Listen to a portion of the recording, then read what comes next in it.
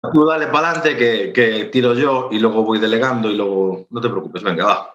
¿Por qué no hacemos una cosa? Que presente el programa Henry hoy. Total. Exacto. Bueno. Bienvenidos a Planeta Absurdo. Eso. Y todas esas cosas.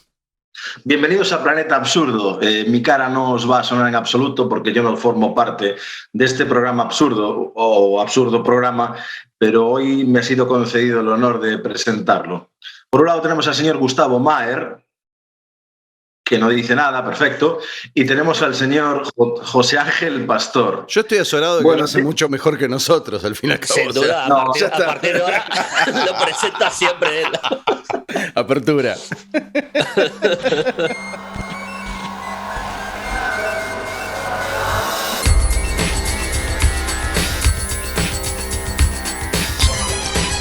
He sido invitado porque ellos me han propuesto pues, hablar de lo que es el periodo entre guerras, ya no solo eso, sino las causas de la Primera Guerra Mundial, un poquito de la Primera Guerra Mundial, todo el periodo que comprende desde 1918 hasta lo que es 1939, también la crisis del año 39, del año 29, y no solo la crisis, sino también la crisis que paralelamente se está viviendo en Europa en aquel tiempo. Yo quiero decir dos cosas. Que en el año... Quiero decir dos cosas, sí, un momentito. Me estás jodiendo. Primero, el programa lo hizo él, está perfecto. Nosotros apaguemos la cámara y dejémoslo hablar. Y segundo, Henry, hablar con la virome en la mano, la lapicera, te hace muy inteligente. Quiero decirte eso, así que es una buena elección tener que nosotros. Mucho más que los lentes, la cerveza, que el cigarrillo. Henry, muchísimas gracias por estar en este episodio de Planeta Absurdo. Amigo de la casa, lo conocemos, yo lo conozco hace algunos añitos, pero originalmente es amigo de José Ángel Pastor, así que voy a permitir que lo presente él como corresponde. Hemos tomado muchas tazas de vino juntos, hemos hecho fantásticas investigaciones juntos, como la que nos llevó a las playas de Normandía, un lugar que quizá hablemos hoy. Efectivamente, estuvimos juntos en Normandía. Y bueno, pues eso, nuestro amigo Henry Pardo, como siempre digo, desde el noroeste, desde algún lugar del noroeste de la península ibérica, llega aquí dispuesto a hablarnos del que es, yo creo que es su tema insignia. Sí, Henry, el tema ya lo presentó él, me encantó cómo lo hizo. Ahora faltaba presentarlo a él. Así que ahí está, Henry Pardo, te escuchamos ávidamente. Un auténtico experto en periodo de entreguerras, entre la Primera y la Segunda Guerra Mundial. Bien. Adelante, majo. Soy lo suficientemente experto, muchas gracias, para darme cuenta de que no soy experto de nada. Pero bueno, solo sé que no sé nada.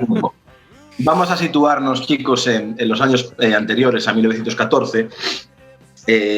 Europa estaba constituida por una serie de imperios, el Imperio Austrohúngaro, el Imperio, lo que quedaba de la dilapidación del Imperio Otomano, la crisis de los Balcanes. También había una gran presión por el Imperio Británico.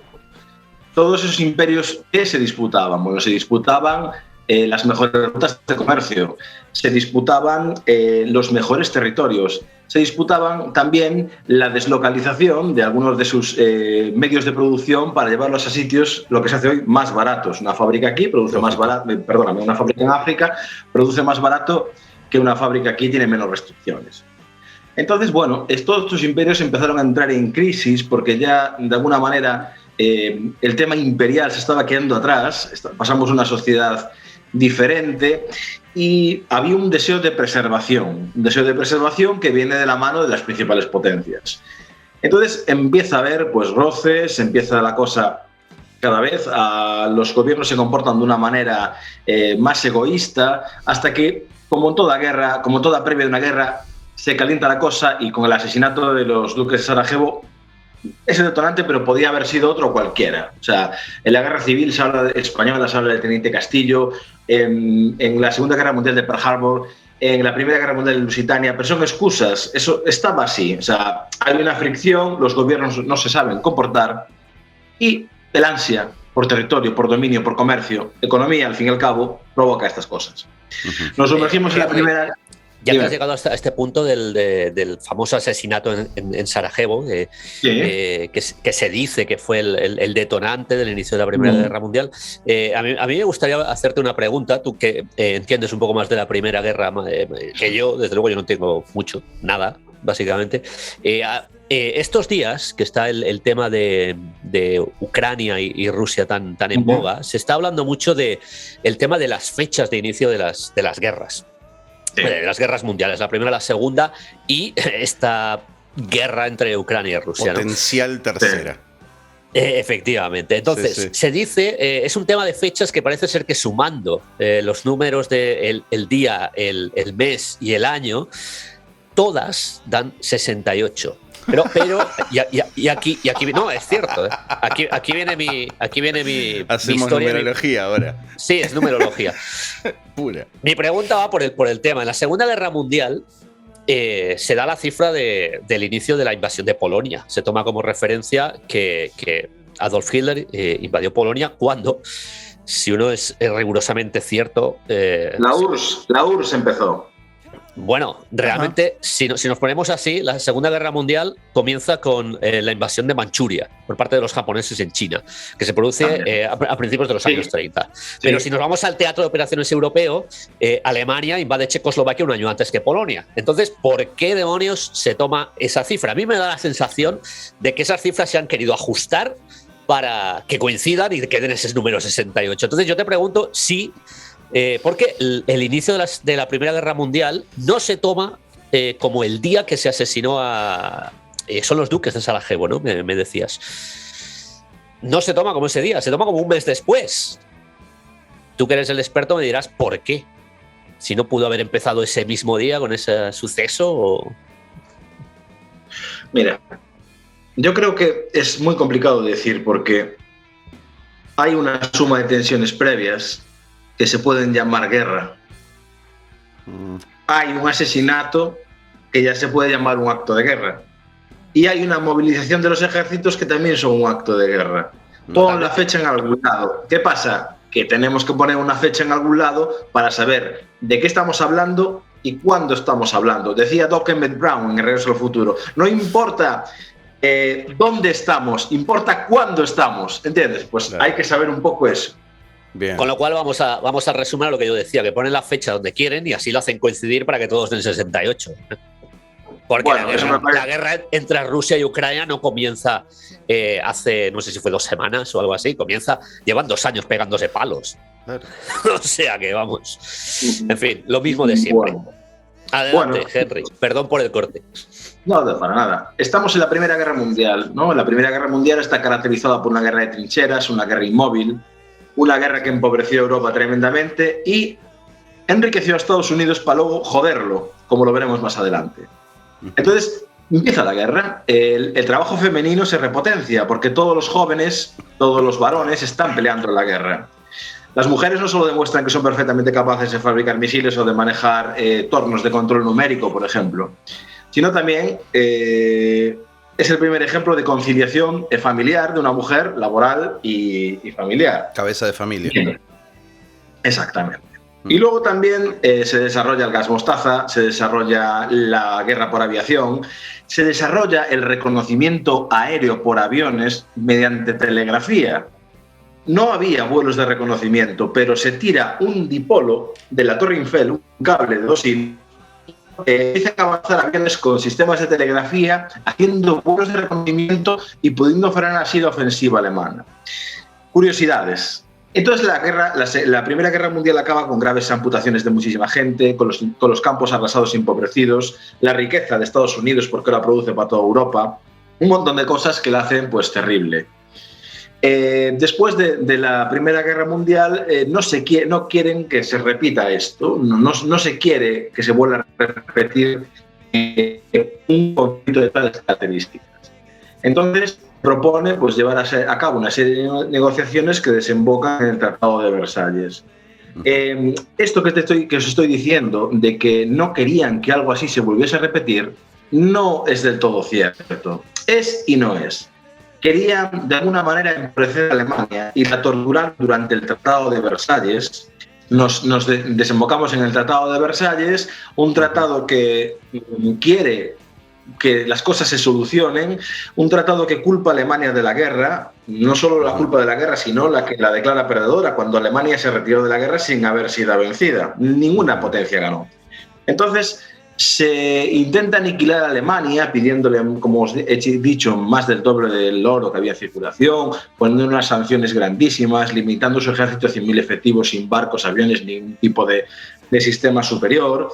Las sanciones son terribles, controlan su economía hasta el punto de que Francia llegue a invadir el Valle del Rin, que era el corazón industrial de Alemania. Los obreros alemanes no quieren trabajar para Francia. Bueno, los franceses van a trabajar ellos mismos, a explotar las instalaciones alemanas, hasta que, pasa lo que pasa. Durante ese periodo de inflación en Alemania, donde los niños hacían literalmente castillos con los billetes de marcos en la calle, porque un día una barra de pan valía 1.000 marcos y otro día te valía 10.000, Estados Unidos paralelamente está notando una serie de cosas. Cuando os contaba que Estados Unidos se enriquece gracias al abastecimiento que tiene que llevar a cabo para, valga la redundancia, abastecer Europa, nos damos cuenta de que poco a poco Europa, años 25, 30, ya va recuperando su capacidad de fabricación, su capacidad de producción de los campos que ya estaban menos arrasados, llevan recuperando. Estados Unidos se encuentra entonces con una superproducción de su sistema agrario. Entonces llega un momento que no tienen a quién vender todo eso. Llega un momento que los propios ganaderos estadounidenses, la gente que cultiva la tierra en Estados Unidos, baja los precios y no gana nada. También sus cultivos van mucho más lentos que en Europa, porque no tienen dinero para bienes de equipo. Quieren comprar bienes industriales, pero no tienen dinero porque la misma producción que ellos tienen en el campo no es capaz de competir con la producción de una industria. Entonces, si una industria potente se compra un tractor para llevar troncos, para hacer celulosa, ellos no pueden comprar ese tractor para arar los campos porque no tienen el dinero, ¿no? A todo esto se junta la especulación. Empieza a haber una especulación terrible en Wall Street. Viene gente pidiendo créditos, se los da. El que los da los créditos pide dinero a los bancos y así es sucesivo. También llegamos a un momento que Estados Unidos tiene hay una concentración de la riqueza tal en Estados Unidos que hay un tercio que aglutina prácticamente toda la riqueza del país, ¿no? ¿Y eso qué pasa? ¿En qué se traduce? En que la gente, pues, no hay crédito, no se producen suficientes productos, por ejemplo, industriales, y eso también crea inflación. Bueno, se colapsa la economía. Y esto coincide, pues, con el periodo también de entreguerras y todo es un batiburrillo bastante complicado. Entonces, bueno, nos encontramos ante una situación complicada y viene el New Deal, el momento de la mano en el cual no solo se estimula el gasto público para, mediante obras públicas y un montón de cosas que se hacen, se estimula la economía, se estimula la empresa privada. Un ejemplo de eso es la empresa Hoover y todas las obras públicas que se hacen para que los trabajadores empiecen a obtener poder adquisitivo, que si bien era más macro que micro, reactiva al país. Esto es paralelo a Europa. O sea, llega un momento que Europa colapsa, viene la Primera Guerra Mundial y Estados Unidos, de alguna manera, vuelve a reactivar la maquinaria mediante una neutralidad de la mano de Roosevelt que no se la cree nadie y vuelve a proporcionar armas. Bueno, hasta tal punto. Una forma de entrar en guerra por parte de Estados Unidos, como siempre entra Estados Unidos en las guerras, con un hundimiento de un navío, el Lusitania, como bien sabrás, que habrá que ver quién lo hundió. Se habla mucho de atentado de falsa bandera una vez más, como casi siempre hace Estados Unidos. Sí. Ahora estábamos en la Segunda Guerra Mundial, José, pero... Habías dicho Primera Guerra Mundial. Dijiste Primera, claro, es verdad. Sí. Hablamos de las causas de la Primera... Porque me estabas hablando de la crisis financiera y después hablamos de la Primera Guerra Mundial de vuelta. Pero me da igual. En la segunda es Pearl Harbor, que es prácticamente lo mismo. Es que se puede aplicar...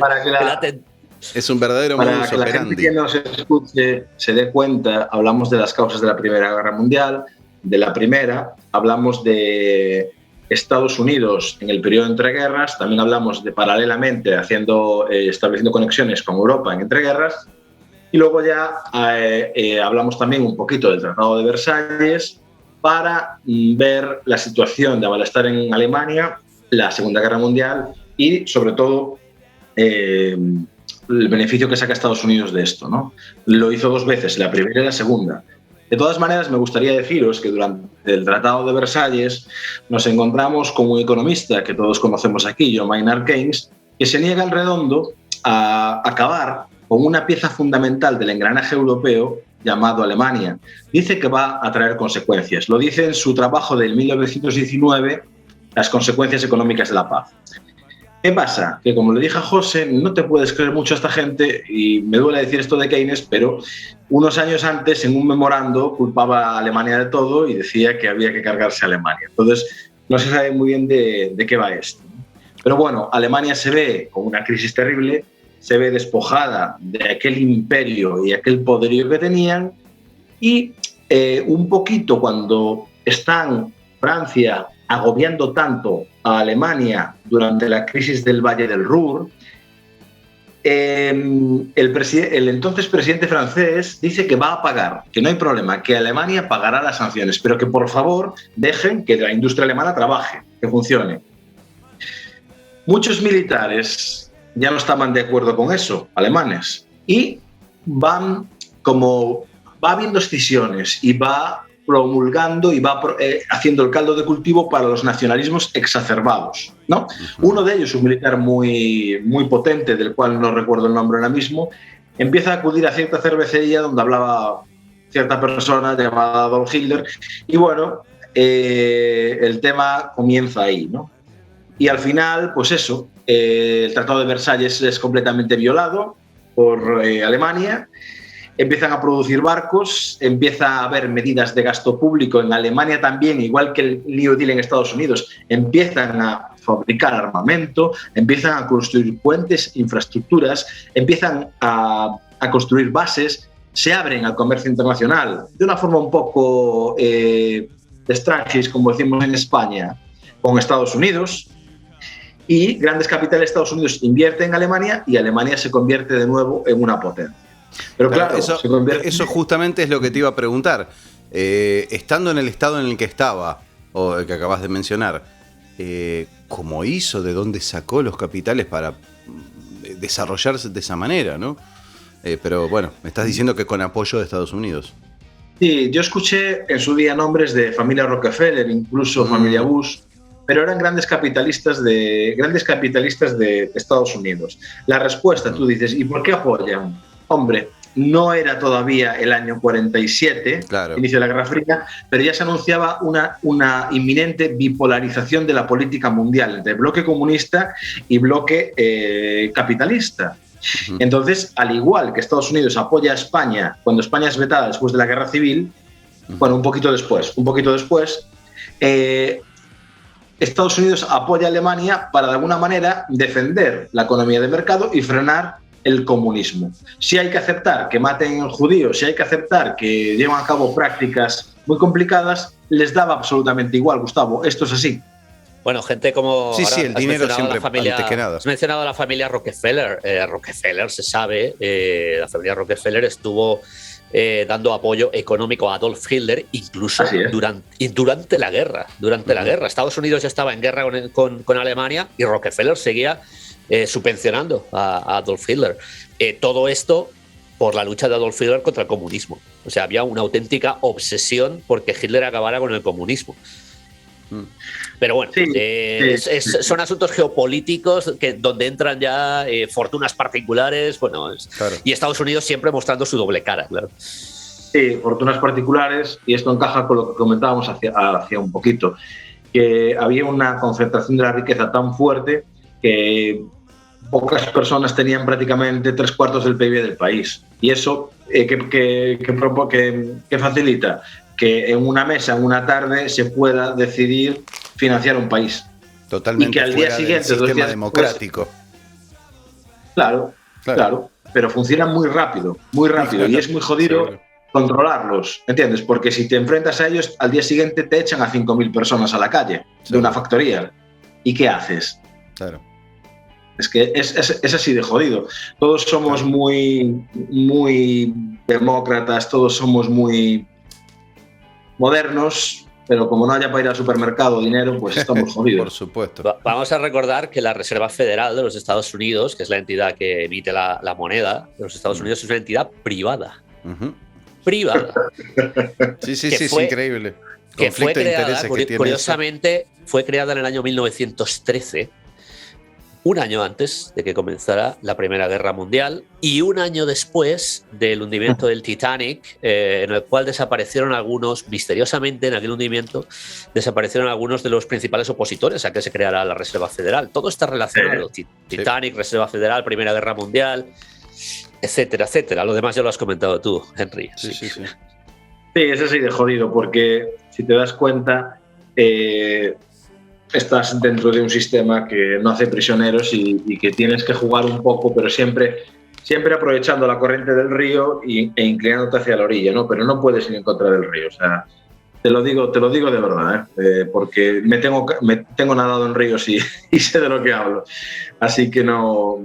Es una verdad como un templo. Por cierto, que hubo un presidente estadounidense en los años 60 que intentó acabar con la Reserva Federal y emitir su propia moneda. Llegó a hacerlo durante, creo que un periodo de unos pocos meses. Un presidente estadounidense que acabó bastante mal y ya os podéis figurar quién era.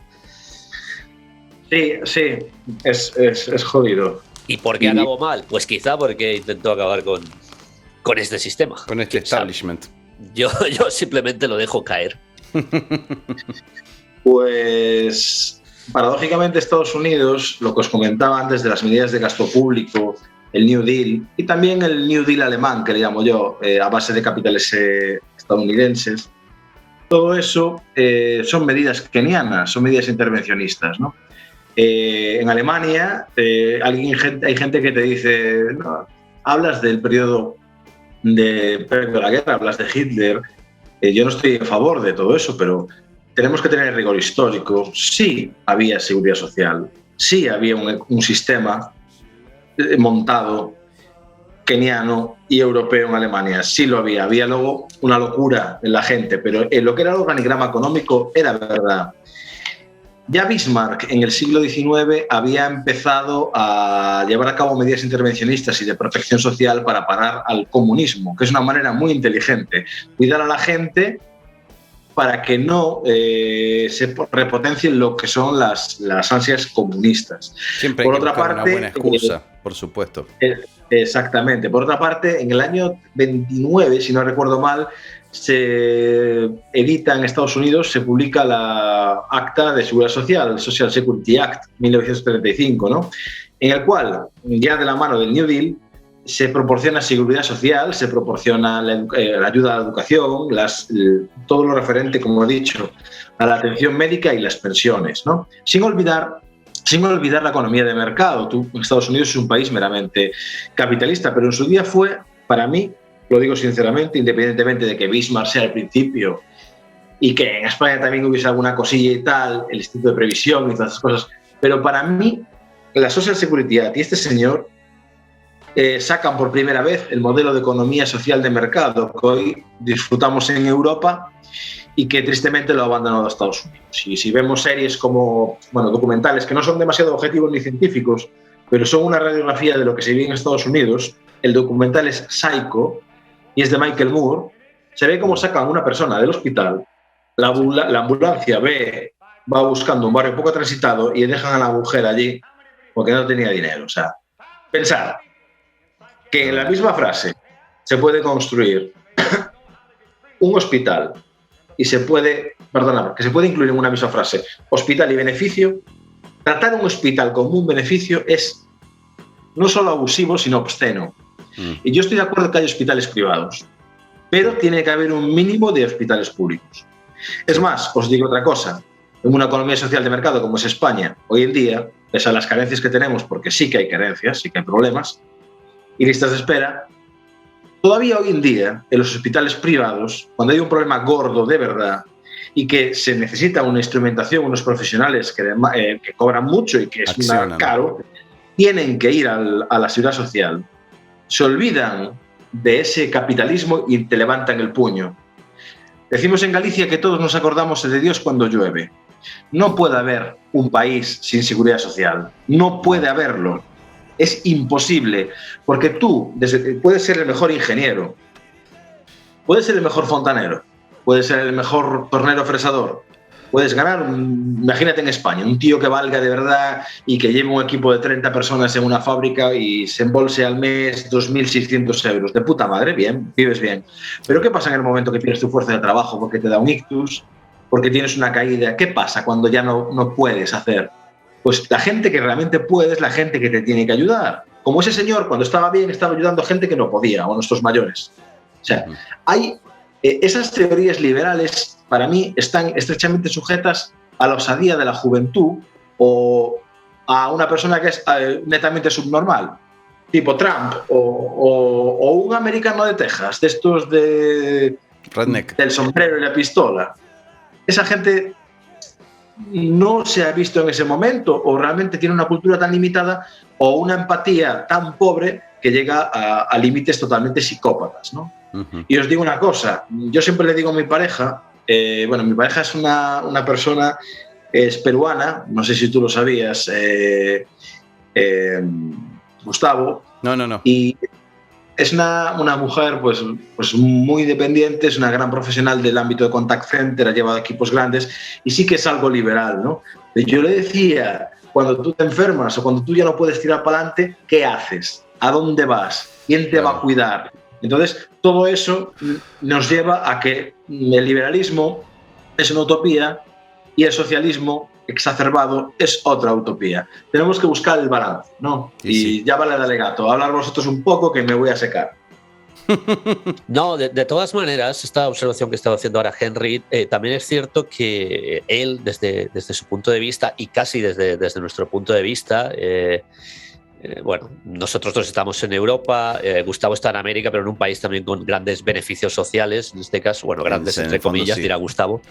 No. Lo que yo critico es la situación coyuntural. En realidad estoy muy de acuerdo en algunas cosas que plantea Henry desde lo ideológico, ¿no? Entiendo que este es un país y calculo que en el resto de Latinoamérica se debe también plantear algo que aquí es una asignatura pendiente hace muchísimas décadas, que es el famoso contrato social renovado, que en realidad, si bien se lo mira, un nuevo contrato social implicaría que nos juntemos todos y digamos, bueno, a ver, vos querés esto de acá, 180 grados hacia el noroeste. Entonces, significaría hacer una unificación de ideas y de ideologías, que lo veo muy poco factible, desde el punto de vista cultural, por supuesto.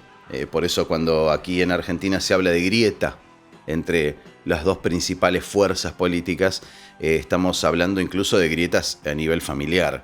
Que un padre está de acuerdo con una vertiente y los hijos de otra. Entonces yo creo que tiene mucho que ver con lo que planteaba Henry recién, de las necesidades de cada persona y las necesidades de cada grupo etario en el fondo, ¿no?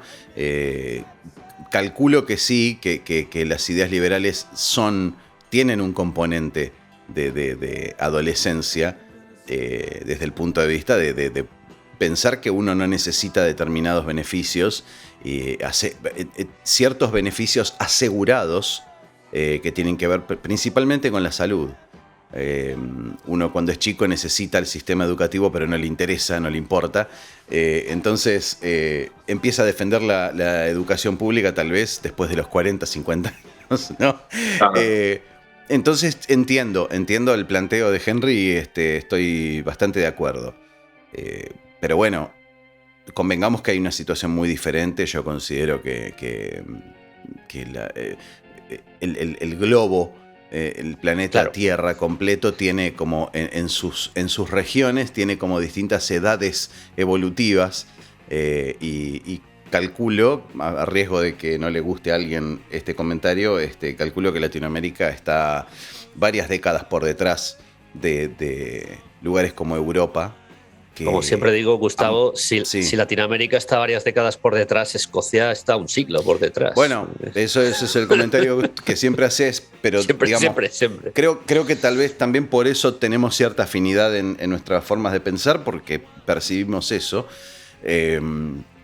Yo igualmente creo que Europa pasó penurias tremendas comparados con lo que podemos llegar a decir en Latinoamérica o al menos en Argentina. Que si tenemos que listar los conflictos bélicos o conflictos sociales, no estamos ni en los talones de Europa.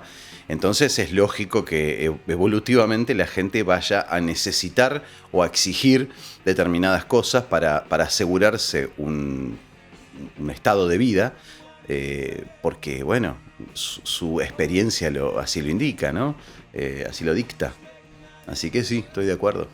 Yo me refería un poco más al asunto de dentro de otras culturas. Ya no vamos a hablar al ejemplo que ha puesto Henry, que es muy bueno, ¿no? El tejano loco con un sombrero que va diciendo, bueno, esto es lo que tiene que ser, porque por ejemplo, en Asia, en algunos países de Asia hay otro tipo de coyunturas. Me viene a la cabeza Chipre, que es un país europeo que tiene solamente sanidad privada, por ejemplo, aunque es un modelo un tanto extraño, porque es una sanidad privada muy barata, que prácticamente se han asegurado de que todo el mundo pueda pagarla, en fin, funciona así. Luego hay países... Pero es un sistema que funciona en todo caso, o calculo que funciona. Pongo ejemplos, pero claro, en muchísimos puntos del globo, yo no tengo ni idea cómo es la situación en África tampoco, claro. En Asia, difiriendo los países, en fin.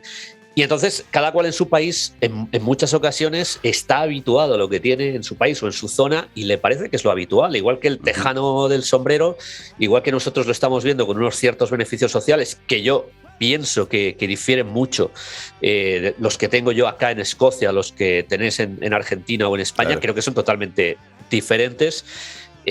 O una persona, estaba comentando de Chipre, una persona de India, de China, que no sé ni cómo es el sistema allá de beneficios, con lo cual yo no sé, decir que es mejor un sistema que otro, pues desde nuestra mentalidad posiblemente nos puede parecer que este sistema con grandes beneficios es mejor, pero quizá desde otra mentalidad y de otro sistema completamente diferente, pues alguna persona puede pensar que es mejor el suyo. Seguro. Con lo cual es muy difícil. Es un debate complicado. Deberíamos de tener aquí a un chino, a un tejano, tal cual. A un africano, algo así. Y es la tercera guerra. Todos andará.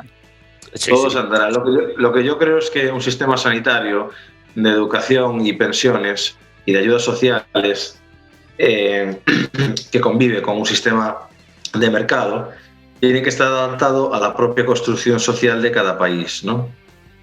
Si tenemos un país como Chipre, que la seguridad social es privada, pero la puede pagar casi todo el mundo, pues el mismo país ya no va a invertir en en sanidad pública porque no lo necesita. Tendrá mejores ayudas a los estudios o mejores pensiones, ¿no? Entonces, igual, convengamos que si el sistema privado de salud de cualquier lugar, digamos Chipre como ejemplo, es económico y accesible como lo es, seguramente está subvencionado. Cuidado.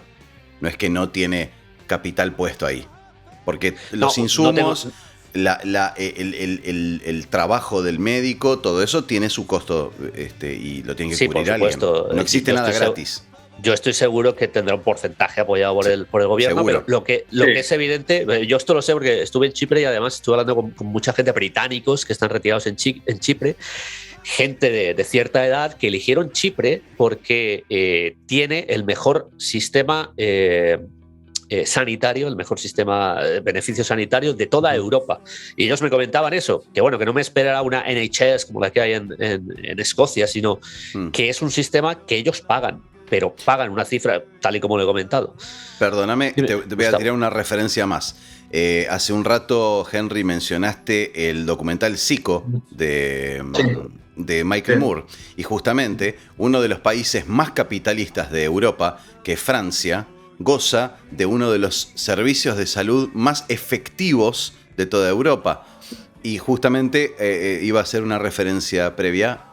Conozco y tuve la oportunidad de hablar con gente, con argentinos que se mudaron a otros lugares o están en vías de mudarse. Uno es en París, y me habla justamente de eso. Y el otro es en Suecia, que según esta persona dice es un comunismo que funciona. Que creo que es el único ejemplo de comunismo que funciona. Bueno, entonces, yo estuve en Suecia y no me pareció muy comunista la forma de funcionar el país. Es bastante pero la organización... No, puede ser, pero por ejemplo... Es un país socialista, pero un socialismo, no llega, perdón.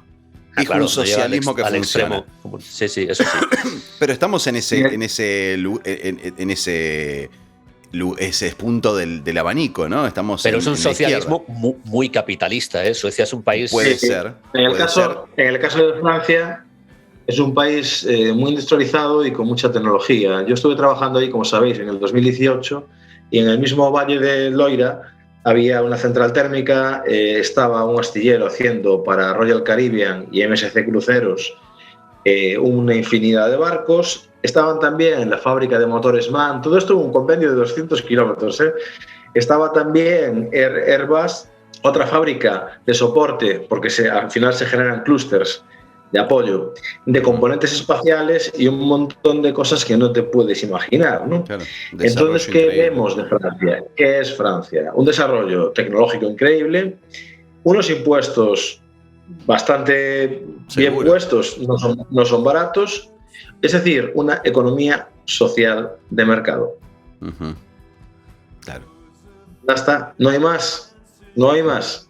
Familias de musulmanes en Francia y familias no musulmanas o colectivos desfavorecidos están recibiendo en algunos lugares 2.000 euros sin trabajar, lo cual tampoco está bien. Pero hablemos en plata, ¿eh? No hablamos de familias musulmanas solas, hablamos de familias de franceses puros y duros que también están cobrando esas ayudas, ¿eh? Esto te lo digo porque me habían comentado franceses casos conocidos y se me vino ahora mismo el caso. No estoy segregando ni siendo racista en absoluto. Entonces, claro, hay unas ayudas sociales tan fuertes que una amiga mía funcionaria en Francia, Laura Lo se llama, me decía, ¿para qué estudié yo? ¿Para qué yo soy funcionaria? Carrera, máster, y gana más que yo en casa. Y le digo yo... Pasa exactamente lo mismo aquí en Argentina. Exactamente. Ya, joder, es que eso... Y te puedo asegurar que en Escocia también. Ya, joder, pero es que eso es un efecto... mira, con eso, ¿qué pasa? Digamos que no es culpa, convengamos, desde mi mirada, no es culpa del sistema de ayuda social, sino de quien la ejecuta. Es un problema del hombre. Más bien los filtros del sistema. Tú tienes una persona manteniendo a su familia con 2.000 euros que le da el Estado cuando esa persona tiene todas sus facultades y capacidad física para trabajar, entonces ahí hay un error. Sí. O un error o un interés. Un interés. Y eso no quiere decir que el sistema de bienestar o la economía social de mercado no funcionen, porque eso sería la típica respuesta salomónica del comunista o del tejano loco. Ya no vamos a decir liberal, vamos a decir tejano loco, sí. Buscar, por un lado tenemos al tejano loco y por el otro lado tenemos al loco Vladimir, ¿no? O sea, no, hay un término medio. Medio. O sea, no es excluyente. Pero por otra parte, si tienes un problema, las chicas que se quedaban embarazadas, hay una cobertura espectacular. Y todos tenemos que trabajar para eso. Pero esa persona que ahora mismo tiene 20 años y tiene hijos, si mañana, dentro de unos años, tenemos artrosis, yo que sé, en un pie y tenemos que parar de trabajar o ya definitivamente parar de trabajar, esa persona a la que le hemos pagado tiene que pagarnos a nosotros también ahora. Entonces, es una ayuda mutua, una retroalimentación, como se dice en el ámbito empresarial. Totalmente de acuerdo. Bueno, mirá cómo nos fuimos de tema, estábamos en entreguerra. Ya hemos llegado al siglo XXI. Sí, y yo creo que estos problemas vienen de antes, sí, seguro. Sin duda. Bueno, creo que Henry tiene un compromiso, así que podríamos liberarlo. Vamos a tener que acabar mano a mano tú y yo, Gustavo, como siempre, y esto ya me huele muy mal, me huele mal. Sí, las conclusiones vamos a aprovechar a hablar mal de Henry mientras no está él presente. Vamos a hablar de terraplanismo y de las típicas locuras. A mí me gustaría, por ejemplo, como conclusión, si Henry tiene ganas de cerrar el tema, ya que hablamos de todo lo que es preguerra, posguerra, entreguerra, cómo venía organizado el mundo hasta el punto de la Primera Guerra Mundial, y ahora estamos hablando de un problema que todos percibimos en el presente. Me gustaría, si desde algún punto de vista podés relacionar todo esto, podés sacar alguna conclusión de tal vez por qué sucede esto, si en alguno de estos periodos, guerra, entreguerra, posguerra, hubo algún intento de salvaguardar, digamos, el pasar de la gente que tuvo problemas económicos o que perdió familia, posesiones o lo que sea, relacionándolo con esto que está sucediendo ahí con la ayuda social, y si pensás de pronto que algo pudo haber hecho alguna mella en todo esto, y realmente si una ayuda estatal pudo haber ayudado a alguien realmente o no, o la terminó de hundir. Vale, mira, lo que creo que me intentas preguntar es si hay alguna conexión entre la situación que estamos viviendo ahora mismo con la situación previa a la Segunda Guerra y a la Primera Guerra. Si es una consecuencia incluso. Sí, claro que sí. Bueno, la Primera Guerra y la Segunda Guerra Mundial son lo mismo con un descanso intermedio. Exactamente. Simplemente es un reajuste del mundo y de los dos modelos de economía. Ahora mismo estamos en una época en la que ya no es comunismo y liberalismo, sino que es liberalismo y un liberalismo más flojo, más social. Sí. Y en lo referente a la situación que estamos viviendo ahora, ya viene de un poquito atrás y tiene conexiones con el principio de la Primera Guerra y el principio de la Segunda Guerra. ¿Por qué digo esto? Crisis económica, 2008. Vale, perfecto, tenemos la crisis económica. Caen fortunas, caen sistemas de gobierno, hay grandes cambios estructurales y roces entre países, se busca un culpable. Claro. Ya tenemos conexiones, otra vez, por ejemplo, con la Primera Guerra Mundial y quién era el culpable. Crisis económica, 2008, surgimiento de nacionalismos exacerbados. Ya tenemos conexiones con la Alemania en entreguerras y Europa en entreguerras, y también con los nacionalismos de los imperios de la Primera Guerra Mundial. Luego, se busca un poco buscar un líder que nos saque, o una corriente ideológica que nos saque de donde estábamos. Tenemos ahora mismo a Vladimir Putin, que quiere hacer Rusia grande otra vez y defenderla de la OTAN, amenazando a los países que están en el medio, para que no se alíen con ellos, y también por espacio vital ya tenemos otra vez conexiones con el espacio vital de Stalin y Hitler, y también con la idea de asegurar y de afianzar una forma de pensar rusa, una cultura determinada y una posición. Y otra vez querer crear un imperio. Otra vez volvemos a la Primera Guerra Mundial. Sí, Gustavo. Mi opinión sobre esto es que si bien hoy en día se cumple con el estado de bienestar más o menos en casi todos los países del continente europeo, se está llevando a cabo el caldo de cultivo para volver a lo mismo. Estamos volviendo a lo mismo. ¿Qué pasa? Que es posible que no pase nada porque ya tenemos experiencia y ya sabemos a dónde nos lleva todo esto, y la OTAN, incluso Rusia en algunas acciones, ya va más cauta. Porque no es que tú tengas potencial nuclear, es que los otros te dan una respuesta que te va a destruir a ti. Entonces yo creo que esto es un tira y afloja, un juego de fuerzas, que se da la situación que había en la Primera y la Segunda Guerra Mundial, de eso de a ver quién es más fuerte y de buscar un líder y a por todas que somos los mejores, pero ya hay una experiencia que te frena las manos. Claro. Pero sí, la situación es la misma, mirada desde una perspectiva más madura. Es lo que pienso. Perfecto, impecable. José. Solo tengo que decir que podemos comparar todo lo que queramos, la situación actual con la primera, con la segunda.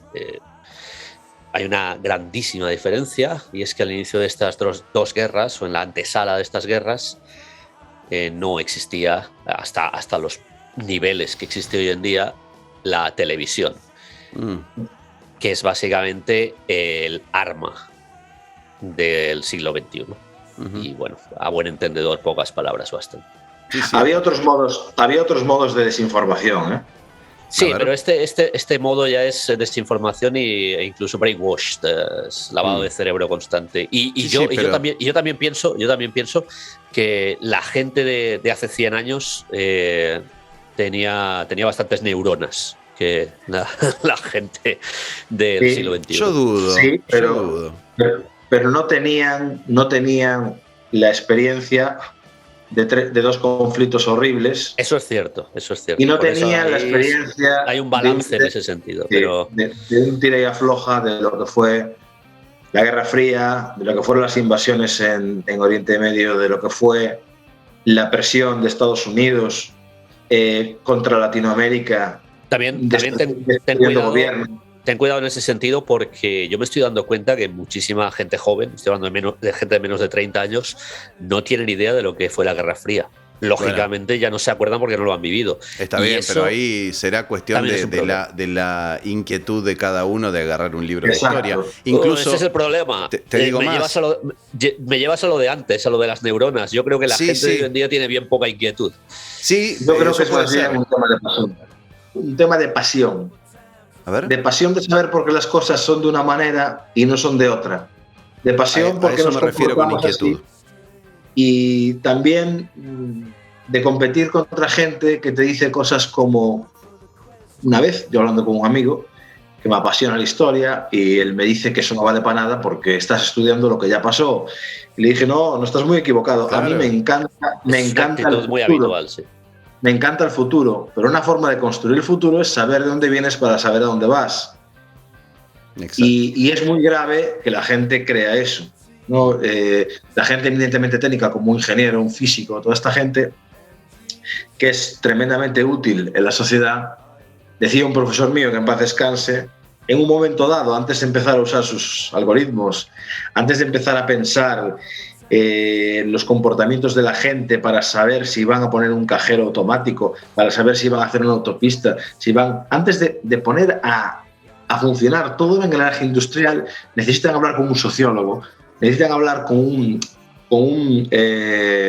¿cómo se llama, coño? Con un filósofo o con esta gente que conoce las tendencias, que le va a explicar por dónde va a ir la gente, porque sin las palabras, sin todo el componente antropológico humanista, no conoces el mundo en el que vives y no sabes lo que significa. Me despido, chavales. Un placer. Henry, muchas gracias, fantástico. Henry. Gracias por haber estado con nosotros y nos vemos con otro tema similar seguramente la próxima vez. Muchísimas gracias. Espero poder preparar pronto algo sobre lo que es el tardofranquismo y el paso a la democracia en España. Y también estamos pensando en hacer algo sobre Pearl Harbor y las causas de la Segunda Guerra Mundial de una manera más pormenorizada. Así que esperamos también contar contigo. Bueno, espero que me dejéis contar con vosotros en ese momento. Seguro, ¿vale, chavales? Seguramente. Fantástico. Seguramente. Un placer. Thanks a lot. Yeah. Chao. Muchas gracias, Henry. Das Vidania. Bueno, llegamos a nuestra...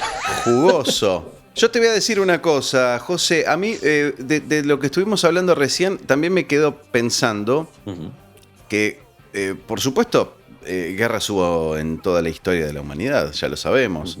Y cuando hablamos de que algún pueblo tuvo más experiencia que otra en cuanto a guerras de esta índole, de este tamaño, ¿no?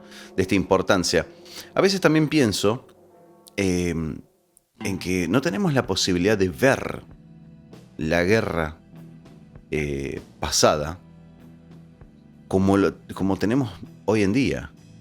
Hay registros cinematográficos de la Primera Guerra Mundial y es la primera guerra de la cual hay registros que hoy puede uno ir a ver, ¿no? Sería muy bonito ver imágenes de las guerras napoleónicas, por ejemplo. Claro, totalmente. No tenemos la posibilidad. Entonces, yo creo que un chico de 20 años hoy puede, más allá de la inquietud que hablamos recién, ¿no? Si no la tiene, no la tiene. Pero la posibilidad existe de ver imágenes de la Primera Guerra Mundial y muchísimo más de la Segunda. O de Vietnam, de conflictos como Vietnam. Por supuesto. Entonces, ver el dolor pasado, yo creo que ayuda a esto, a empatizar y al menos a ver esos documentales. Hay un documental maravilloso en Netflix que son imágenes de la Segunda Guerra remasterizados y coloreados. Vos me las recomendaste a mí en su momento. Entonces, ver la Segunda Guerra Mundial en HD y en colores ayuda a empatizar y ayuda a reflexionar que uno no quiere eso en su pueblo, en su terruño. Y ver el terror a los ojos, yo creo que te ahorra de alguna manera.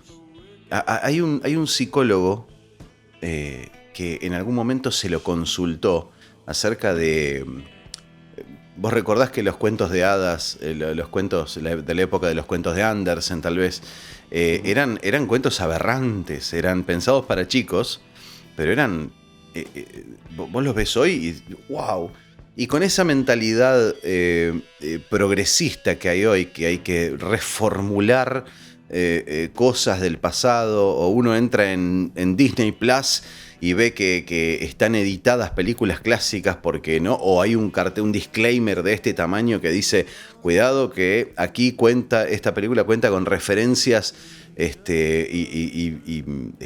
muestra el estado de una sociedad que sucedía en épocas pasadas. Entonces hay referencias raciales tal vez incorrectas, pero un momentito, este psicólogo lo que decía es ante la pregunta de si hay que mostrar cuentos aberrantes a los chicos, decía rotundamente que sí, porque era como una vacuna ante las cosas malas, para que después uno de adulto pueda afrontar situaciones así porque ya tiene la idea de que es posible una cosa así. Lo mismo esto. Siempre se dijo que cuando se ignora la historia, normalmente se la repite. Se repite, normalmente se hace esta referencia a los puntos más malos de la historia, ¿no? Es como el eliminar estatuas de tiranos y este tipo de... No, claro. No, pues bueno, pues yo veo mal incluso de cualquier tirano que ahora mismo me pueda venir a la cabeza, ¿verdad? Por el Stalin, por Adolf Hitler, por...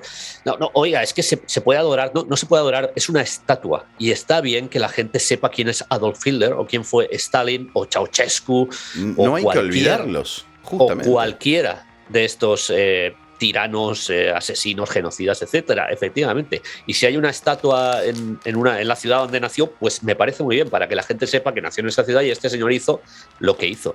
Cuando Exacto. Lo eliminas su estatua o eliminas los nombres de sus calles o sus ciudades o lo que sea, entonces te olvidas de que ese señor existió y en ese momento alguien puede volver y hacer lo mismo.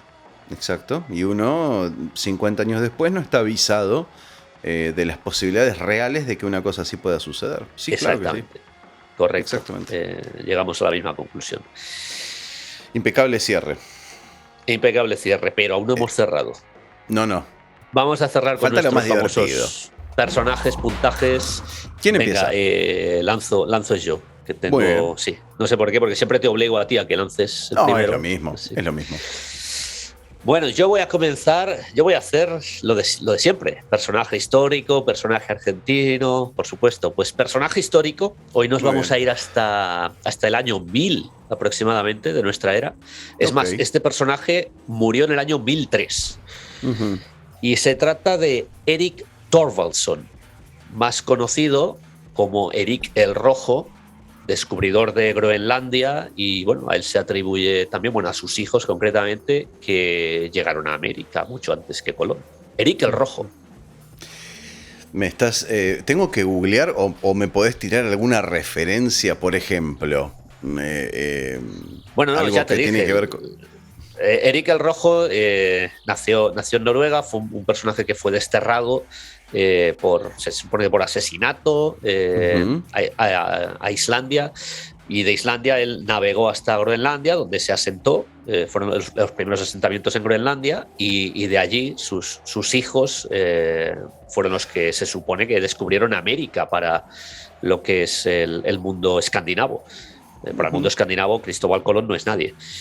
Claro. Así que, bien, Erik el Rojo fue un el gran viajero vikingo que fue el primero en llegar a Groenlandia y a América. Uh-huh. Sí, yo tenía un compañero en el secundario que decía justamente que cuando le preguntaban quién descubrió América, decía los vikingos. Y siempre suscitaba risa el comentario, pero bueno, ahora estás poniéndole nombre al personaje. Vamos a decir, por descubrir América le damos un 8, por haber asesinado a alguien le sacamos 2 puntos. ¿Te parece? Por decir algo, no sé, ponémosle un 6. Un 6. Pensaba que ibas a decir, por descubrir América lo suspendemos. Dejémoslo ahí. Claro, es el culpable de todo si se lo pone a pensar uno. Sí, así es. Entonces sí, vamos a bajarle la nota. No, está bien, dejémosle un 6, porque desconozco el personaje, pero gracias por despertarme la inquietud, voy a estar buscando información acerca de ese personaje. Muy bien, yo tengo mis 3 personajes aquí. Yo tengo 3 personajes muy frívolos y tengo uno un poco más serio. ¿Por cuál querés que empiece? Vamos a empezar por los frívolos. Por los frívolos, muy bien. Quisiera saber qué opinas sobre Tom, de Tom y Jerry. Bueno, claro, es que Tom puede ser mi vecino. Claro. Que se llama Tom, por cierto.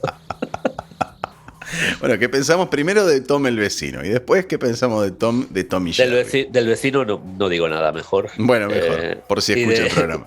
Y de Tom y Jerry, vaya. Has ido a dar con algo que tenía prácticamente olvidado en mi memoria. Yo creo que Tom y Jerry, casi incluso de que yo tenga... Antes de que incluso yo tenga recuerdos, tengo algún recuerdo de Tom y Jerry. Y sí, claro. Es curioso, ¿no? Supongo que en la televisión, cuando era un tierno infante, yo creo que te estoy hablando incluso de mis primeros recuerdos reales ya como persona, son de cuando ya tenía 5 o 6 años aproximadamente. Claro. Y te estoy hablando de antes de eso. O sea que Tom y Jerry, desde luego... Forma parte de nosotros. Y tengo el recuerdo de que eran unos de mis cartoons preferidos, realmente. De aquella, posiblemente los únicos que recuerdo. Así que a Tom le vamos a dar un 9. No le voy a dar más porque después se han hecho cosas mucho mejores. Pero, sí, seguramente, pero bueno. No, vamos a subirle a un 9, a un 9,5, 9,50. 9,50. Sí, señor. A ver, creo recordar que a George Harrison le diste un 9.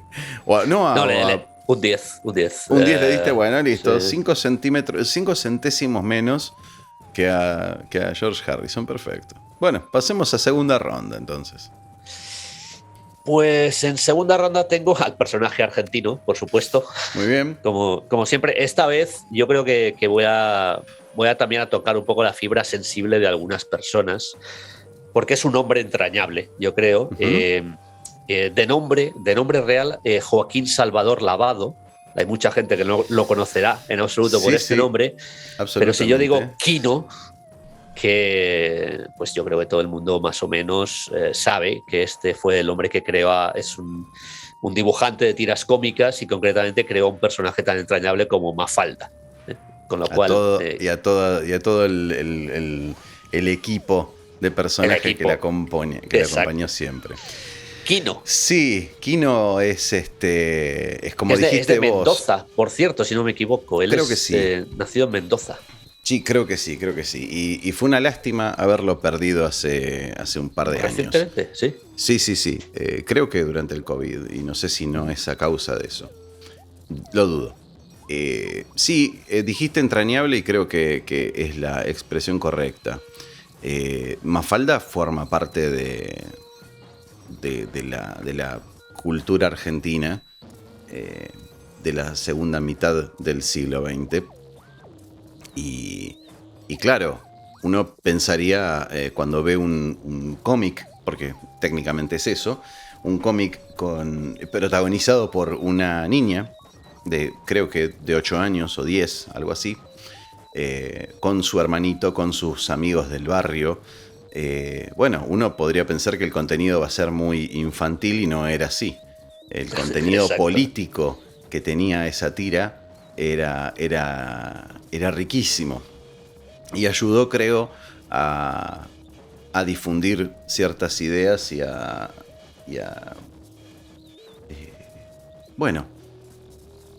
yo creo que a tener cierta conciencia política y social a mucha gente a través de ese canal, ¿no? Gente que tal vez no leía un diario, pero sí miraba una tira humorística. Entonces, por el poder de comunicación que tenía Mafalda, en esa época y todavía al día de hoy, porque aquí en Argentina al menos, y calculo que en cualquier otro lugar del planeta puede pasar lo mismo, esas cosas nunca quedan antiguas, nunca pierden vigencia. Por esa vigencia, es un tipo que se merece un hermoso y gigantesco 9. Estupendo. Muy bien, continuemos, Gustavo. Sí, mi segundo personaje propuesto para el día de hoy es Jerry. Estaría feo que le pusiera menos nota que su compañero. ¿Por qué no? No, justamente la pregunta venía por decir, bueno, a ver, ¿por quién tomás partido? Al fin y al cabo, no lo sé, no. Creo que ninguno de los dos es inocente, ¿no? No.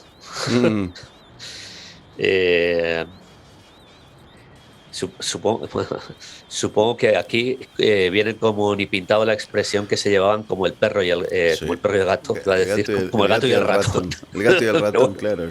Aquí sería un poco diferente, sí. Sí. No puedo. Yo creo que me entretenían igualmente ambos, así que se va a otro 9,5. Otro 9,5, perfecto. No me vuelvas a lanzar más personajes de dibujos animados. Te dije, el tercero es un poco más serio, ya te lo dije. Porque sí. Es complicado que puntúe bajo a personajes de cartoons, vaya. Perfecto, bueno, complicado. mucho mejor. Entonces voy a cambiar el último, me parece. No. Seguimos con el... No. Seguimos con el tuyo. Bueno, ya nos hemos lanzado a toda la banda, a todo The Beatles, porque el primer programa yo te lancé a Lennon, tú me lanzaste a McCartney, me lanzaste a Harrison, pues ahora te lanzo a Ringo Starr. Te lanzo a Ringo Starr. A Paul te lancé también. Y puntué a Paul mejor que a Paul. Sí. Sí. Ringo Starr. Ringo Starr, yo no quiero ser catalogado como amigo de los pobres, por supuesto. Y tampoco es muy justo decir eso de Ringo Starr. Al fin y al cabo es, creo yo, el baterista más icónico de la historia de la música occidental. No necesariamente el mejor, pero más icónico, del cual todos los demás que vinieron después aprendieron de él. Como todo lo que sucede alrededor de The Beatles, por supuesto. Habrán sido superados, pero al ser los primeros tienen su mérito. Así que vamos a... No recuerdo cuánto le di a los demás, pero vamos a darle un 9. Ringo Starr se merece eso y más. Creo que ninguno... Bueno, sí. Iba a decir, ninguno bajó del 9. Sí, Paul McCartney bajó del 9 bastante. Sí, pero sí. Culpa mía, lo puntué yo. Está bien, es coherente. Bueno, yo tengo mucha menos estructura para este juego que José, así que para la tercera propuesta de hoy me voy a salir del universo cartoon y le voy a proponer, para que esté en consonancia con la charla que tuvimos hoy, le voy a proponer el señor Thomas Woodrow Wilson, el presidente de Estados Unidos en 1918, en una época álgida y relacionada con todo esto que estuvimos hablando hoy con Henry. Sé que el señor Wilson era el presidente en aquella época, pero no tengo absolutamente ninguna noción de su vida privada ni de prácticamente las políticas que hizo. De todas formas, era el comandante en jefe de Estados Unidos. Ya eso alcanza para puntuar. Siempre pasa lo mismo. Cuando hablamos de políticos que están amando un país, es bueno, no conozco a la persona, pero es que es el que lleva las riendas. Un 5 máximo va a tener. Wilson, en el 18, que es ya el final de la guerra, prácticamente. Claro. Te podría haber propuesto el anterior, pero bueno. El anterior se hubiera llevado bastante peor nota, posiblemente. Vamos a hacer eso, va a ser más divertido entonces. No. Vamos a perdón. Perdóname. Woodrow Wilson, quien fue sureño y demócrata, llegó al movimiento progresista hasta la Casa Blanca en 1912. Para la campaña de su segundo mandato en 1916 prometió que los Estados Unidos iba a mantener la neutralidad y no iban a entrar en la Primera Guerra Mundial. Ahí tenés un gran dato. Me lo has dejado claro ya. Creía que era el presidente saliente de la guerra, pero no, es el que estuvo toda la guerra prácticamente. Claro, exacto. A ver, el 0 es para Yoko Ono, pero... Sí, y para otro más que no me acuerdo quién era. Le vamos a dar un 0.5. 0.5, me encantó. 0.5, perfecto. No puede ser, hombre, que digas que quieres ser neutral y que te montes un atentado de falsa bandera para entrar en la guerra. Eres un miserable. O sea, sí. Peor sería decir, no, ¿saben qué? No, vamos a entrar igual. después de hacer la campaña que hizo. Bien, ¿terminamos o falta alguno? Ya está. No, ya está, perfecto. Entonces, bueno, terminó el programa. Terminó el programa. José, muchas gracias. Sí, muchas gracias a programa... la gente que se queda hasta este momento. Sí, sobre todo. Sí, que los hay. Un programa un tanto errático, ¿no, Gustavo? ¿No te parece un programa un tanto errático? Parecía que íbamos a hablar de entreguerras, con Henry, que es un auténtico experto. Después no sé de qué hemos hablado realmente. Hablamos de entreguerras. Hemos hablado de muchísimas cosas, de seguridad social. A mí me encanta que un tema histórico se relacione con la situación actual. Así que sí, hemos hablado de la guerra de Ucrania también, hemos hablado, no sé, hasta del Tejano Loco. Hemos hablado. El Tejano Loco fue el personaje del día. Vamos a puntuarlo a la próxima. Chao, muchas gracias a todos.